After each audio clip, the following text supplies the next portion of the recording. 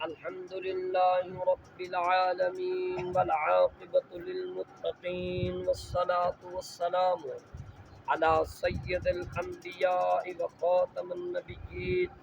وعلى آله وأصحابه أجمعين أما بعد أعوذ بالله من الشيطان الرجيم بسم الله الرحمن الرحيم حضور سید دو عالم نور مجسم شفیع اعظم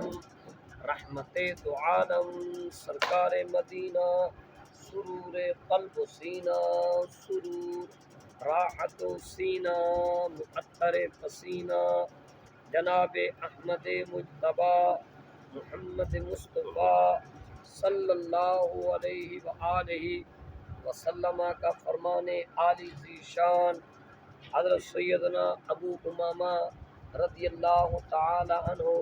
حدیث پاک روایت فرماتے ہیں کہ آقا دو عالم نور مجسم صلی اللہ علیہ وآلہ وسلم کو یہ فرماتے ہوئے سنا۔ سرکار نے فرمایا اللہ پاک نے مجھ سے وعدہ فرمایا ہے کہ جب میں اس دنیا سے پردہ فرماؤں گا، ظاہری پردہ فرماؤں گا، تو اللہ تعالی میرے ہر ایک امتی کا درود مجھے سنائے گا۔ فرمایا میں مدینہ منورہ میں ہوں گا اور میری امت مشرق اور مغرب میں ہوگی۔ فرمایا اے ابو امامہ، اللہ پاک ساری دنیا کو میرے روضے کے اندر کر دے گا۔ فرمایا میں ساری مخلوق کو دیکھتا ہوں گا اور ان کی آوازیں بھی سنتا ہوں گا۔ اور فرمایا جو مجھ پر ایک مرتبہ درود پاک پڑھے گا، اللہ اس درود پاک کے بدلے اس پر 10 رحمتیں نازل فرمائے گا، اور جو مجھ پر 10 مرتبہ درود پاک پڑھے گا، فرمایا اللہ پاک اس پر 100 رحمتیں نازل فرمائے گا۔ اس حدیث مبارکہ سے بہت سی باتوں کا پتہ چلا۔ ایک تو اس سے یہ پتہ چلا کہ جیسے میرے آقا صلی اللہ علیہ وسلم اپنی ظاہری دنیا میں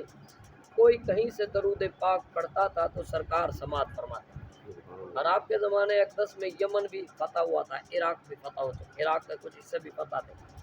یعنی ظاہری دنیا میں ظاہری حیاتی میں بھی میرے آقا اپنی امت کے درود و سلام کو سن رہے تھے، بغیر کسی روک ٹوک کے، بغیر کسی دور و نزدیکی کے۔ اور جب اس دنیا سے رحلت فرمائی تو سرکار خود فرما گئے کہ درود پڑھنے والوں تم خوشیاں مناتے رہنا اور درود پڑھتے رہنا۔ فرمایا اللہ پاک نے یہ وعدہ فرمایا کہ تمہارا درود ہمیں پہنچاتا رہے گا، سناتا رہے گا۔ اور سرکار کا فرمان کا دوسرا حصہ یہ سرکار نے فرمایا اللہ پاک ساری مخلوق کو میری قبر میں کر دے گا، یعنی پورے جہان کو میں اپنی قبر سے دیکھتا ہوں گا، نہ کوئی پردہ نہ کوئی آڑ۔ تو اس لیے تو ہم کہتے ہیں کہ ہم یہاں سے بلاتے ہیں، ہمارے آقا وہاں سماعت فرماتے ہیں۔ اور فرمایا میں سب کی آوازیں بھی سنتا ہوں گا اور سب کو دیکھتا بھی ہوں گا، یعنی ہمارے چہرے بھی ہمارے آقا کے سامنے ہیں، اور ہمارے چہرے بھی اور آپ ہماری آوازیں بھی سرکار سن رہے ہیں۔ جب کوئی عاشق درود پڑھتا ہے تو میرے آقا اس کو سن بھی لیتے ہیں اور غلام کو پہچانتے بھی ہیں، اور اس لکھے درود کو ایک اور حدیث پاک میں نور کے صحیفے میں سرکار محفوظ بھی فرما دیتے ہیں۔ اللہ اکبر کبیرہ۔ اس حدیث مبارکہ سے حیات انبیاء کا بہترین ثبوت ملتا ہے۔ یقیناً میرے آقا دو عالم نور مجسم صلی اللہ علیہ وسلم کی ذات بابرکات پر درود پاک بھیجنے کے بے عد و بے شمار فضائل ہیں۔ حصول برکت کے لیے محبت اور ذوق کے ساتھ، بج اور شوق کے ساتھ مل کے پڑھ دیجئے اللہم صلی علی سیدنا و مولانا محمد وعلی آل سیدنا و مولانا محمد وبارک وسلم وصلوا علیہ